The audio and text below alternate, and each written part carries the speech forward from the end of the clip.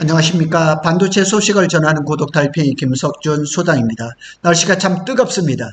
이제 본격적인 휴가철을 앞두고 있는데 최근 삼성전자 HBM 소식이 한동안 뜸합니다. 먼저 오늘 말씀을 드릴 것은 평택 캠퍼스 P4 페이지 4는 제가 최근에 관계자로 직접 듣기로는 한 3개월 전에 이미 결정이 됐었대요. 삼성전자 내부에서. 근데 왜 전자 공시가 늦었을까요? 7월 17일 날 이재용 회장이 대법원으로부터 무죄 판결을 받았죠. 이제는 사법 리스크로부터 완전히 해방이 됐습니다. 그리고 7월 18일 날 삼성물산, 삼성 E&A, 삼성중공업이 전자 공시가 떴습니다. 어쨌거나 하여튼 이렇게 돼서 고덕 신도시 또 평택 삼성전자에 투자하신 분들이 상당히 고무되어 있습니다. P5요? 거기에 대한 얘기도 분명히 있습니다. 있는데 깊은 얘기는 제도 할 수도 없지만은 뭔가 삼성전자에서 P5하고 관련된 협력사에 이렇게 오더가 내려간 것 같습니다. 그래서 아마 하반기에는 준비를 해서 내년 초부터는 P5가 본격적으로 들어가지 않을까 이런 생각을 해봅니다. 자, 여기 한번 제가 사진을 하나 올려놨는데 전설의 그 락그룹이죠. 사랑과 평화입니다. 여기에 한동안 뜸했었지 이 노래를 했죠. 저도 참 좋아하는 그런 건데 왜 그러면 날씨가 이렇게 뜨거운 것처럼 삼성의 HBM 소식이 좀 핫하게 들려와야 되는데 아무 얘기가 없습니다. 왜 그럴까요? 그게 궁금해서 제가 글을 썼습니다. 이거요?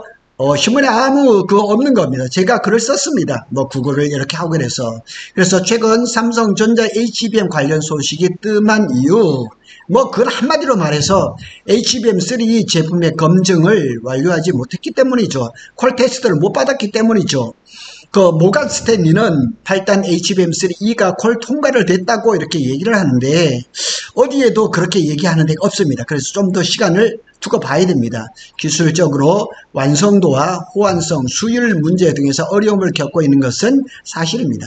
그리고 또 한 가지 더 이유를 꼽는다면은 시장과의 소통도 상대적으로 적은 편입니다.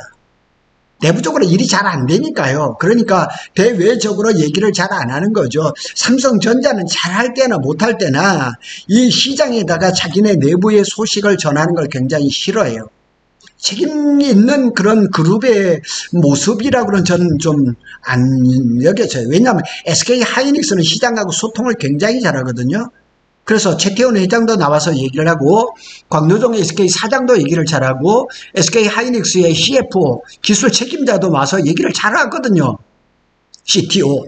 그런데 삼성은 너무 이렇게 꿍꿍하고 있는 것 같아요. 그런데 삼성전자가 최근 HBM 관련 소식이 뜸한 이유, 저는 이렇게 되기를 바랍니다. 전략적으로 조용한 준비일 가능성도 있다. 제가 이렇게 써놨습니다.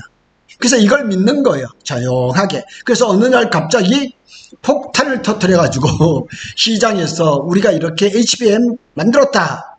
이렇게 좀 얘기가 나왔으면 그걸 기대를 많이 한 거죠. HBM 관련 소식이 왜 뜸할까요? 제가 추정을 해서 몇 가지를 한번 써봤습니다. HBM 시장에서 후발주자로 밀렸습니다. 오늘 소식도 나오는 거 보니까 마이크론이 HBM TC 본드를 싹쓸이를 하고 있답니다. 그러니까 마이크론이 TC 본드를 누구 걸 사가냐고요? 한미반도체를 사가잖아요. 그걸 싹쓸이를 한대요. 아도를 치고 있대요. 그것은 이제 마이크론이 싱가포르라든가 미국이라든가 일본이라든가 지금 캐파를 많이 증설하고 있는 것도 상당히 연관이 있습니다. SK 하이닉스가 HBM3 시장을 선점했어요. 엔비디아의 HBM3 검증을 SK가 가장 먼저 통과를 했고 실제 공급도 대부분 SK 하이닉스가 독점을 하고 있습니다. 12단 HBM3E 같은 경우는 SK 하이닉스가 80%를 생산을 한대요. 자기네 이제 자체 생산의 80%, 12단이, 그리고 이제 8단이 20% 정도가 되는 거죠. 아마 HBM3 같은 경우는 거의 생산을 안 하지 않을까 이렇게 싶을 정도로 이렇게 독점적으로 하고 있는 거죠. 삼성은 여전히 검증이 지연되고 있습니다. 그래서 삼성전자 HBM3E는 엔비디아의 검증, 하드웨어, 소프트웨어 호환성 등 통과하지 못한 것으로 알려져 있고 이로 인해서 실질적으로 공급 계약 소식도 없습니다. 삼성이 저렇게 콜 통과를 하고 이랬다면은 뭐 주주들이라든가 뭐 이런 뭐 많은 거기에다가 아니면 뭐 신문사에다가 이렇게 소식을 줘서 이렇게 좋은 소식이 나와야 되는데 내놓을 게 없는 거예요. 기술 신뢰도와 수율 문제. 수율 문제도 큰 문제입니다. 설령 삼성전자가 12단 HBM3를 엔비디아의 콜을 통과를 했다 그래도 만약 수율이 안 좋으면 말짱 두루뭉기예요. 그런데 수율 얘기도 아직까지 없거든요. 그래서 제가 어제 한번 세메스가 삼성의 100% 자회사인 세메스가 기존의 HBM T15 온도를 버리고 한미 반도체의 장비를 채용할 가능성이 있을까? 저는 가능성이 있다고 제가 올렸거든요. 그래서 외신과 업계에서는 삼성의 HBM3 열 설계, 그런 발열 문제라든가 수율 등에서 이슈가 아직까지 해결이 안 됐다는 겁니다. 그래서 그러나 엔비디아는 AI GPU에 들어가는 메모리에서 절대적인 안정성과 효율을 요구를 합니다. 여기에 걸려 있는 거예요. 기술적으로는 어느 정도가 이제 퀄통과 단계까지 갔을지 모르지만은 절대적인 안정성과 효율성, 그 다음에 또 자기네가 만든 그 GPU하고의 호환성 이런 데서 문제가 있는 것 같아요. 그래서 삼성 HBM이 기준을 아직 완전히 충족하지 못하고 있다. 당연하죠. 그게 충족됐으면 뭐 콜통화를 했겠죠.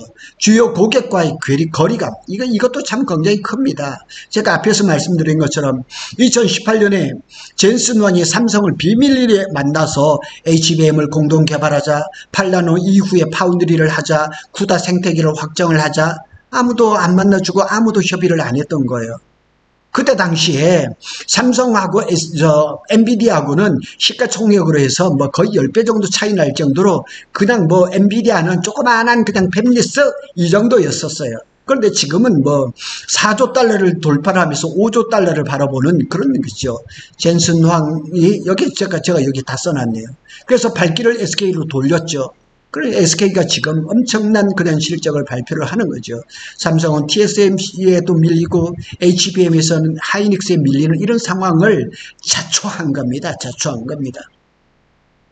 그래서 주요 고객사인 엔비디아, AMD, 구글, 뭐 브로드컴, 마벨 다 있습니다. 그런데 이게 이제 협력 신뢰도라든가 파트너십도 이런 물질이 부족합니다. 그래서 전략적 소심성 혹은 준비 부족. 그래서 삼성은 검증이 끝나기 전까지는 성과를 외부에 적극 홍보하지 않는 전략을 쓰는 경향이 있습니다.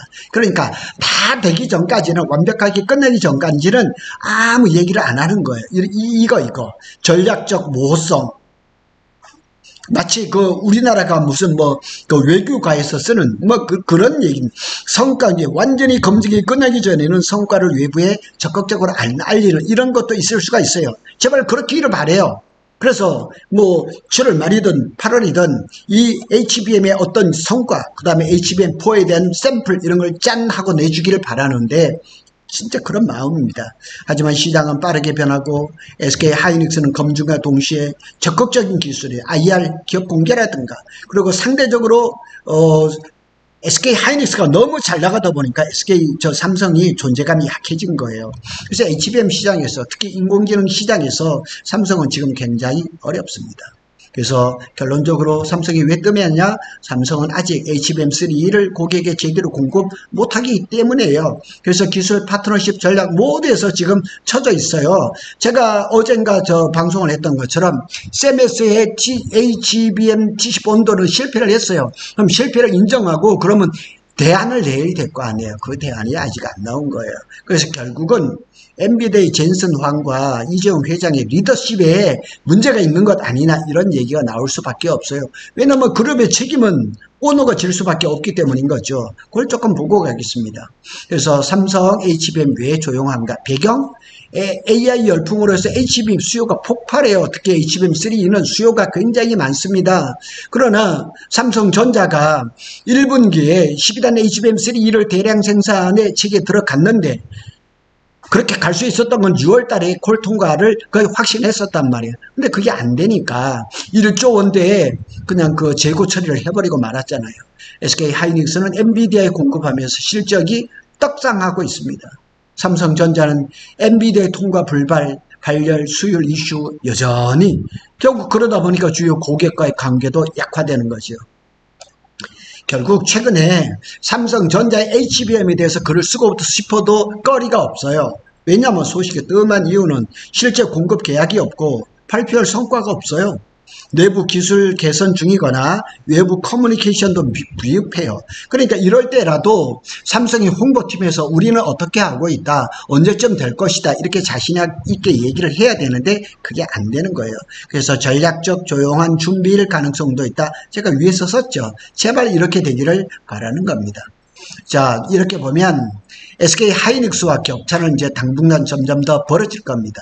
기술이면 기술, 영업이면 영업, 파트너십이면 파트너십, 이런 것을 삼성전자가 빨리 회복을 해야 됩니다. 자, 리더십을 분석을 했습니다. 이거는 제가 한번 이렇게 좀 참고해서 만들었으니까 제 블로그에서 한번 보시고요. 총평을 본다면 젠슨 왕은 기술 CEO예요. 이재용 회장은 그냥 3대의 그냥 그 이제 세습한 그런 과정이고, 젠슨 왕은 엔지니어잖아요. 엔지니어, 비전을 가지고는 비전가입니다. 실리 중심의 의사 결정자입니다. 그리고 이재용 회장은 전통적인 오너 CEO예요. 그리고 그냥 자기가 사업을 일군 게 아니고 아버지로부터, 할아버지로부터 이렇게 물려받은 거라서.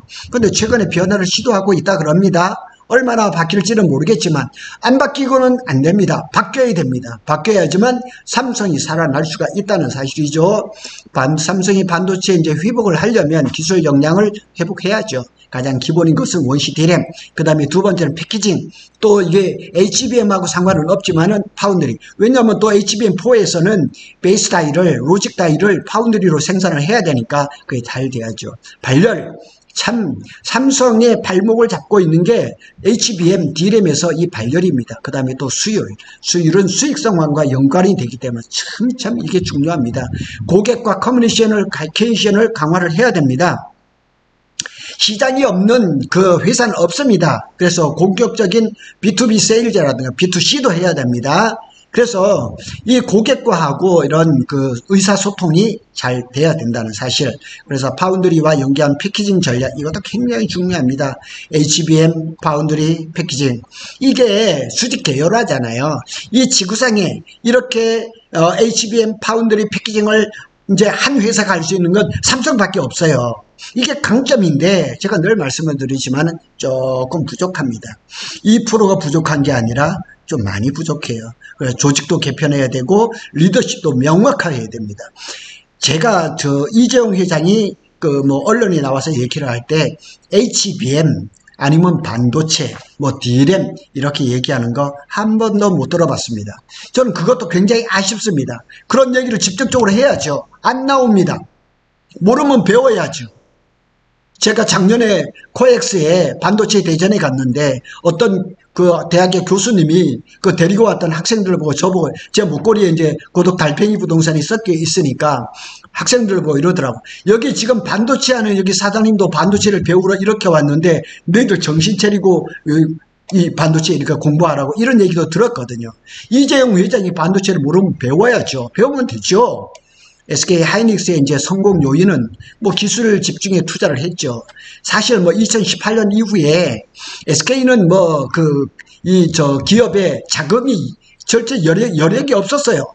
그럼에도 불구하고 LG전자에서 인원들, 그 다음에 삼성에서 그냥 그 염증을 느끼고 넘어가는 직원들, 이런 건 몇 군데 이 직원들을 다 이제 통합을 해서 이 R&D에 집중을 했던 거죠. 엔비디아와의 파트너십을 조기에 구축을 했던 젠슨 왕의 제안을 수용을 했어요. 긴밀하게 공동 개발을 했고 테스트 검증 최저가까지 협업을 했습니다. 내부의 민첩성, 그러니까 SK 내부는 삼성하고 달라서 삼성은 완전히 공무원처럼, 그러니까 조직이 너무 이렇게 소프트하지 못해요. 너무 하드해서 의사결정이 안 돼요. 너는 너, 나는 나예요.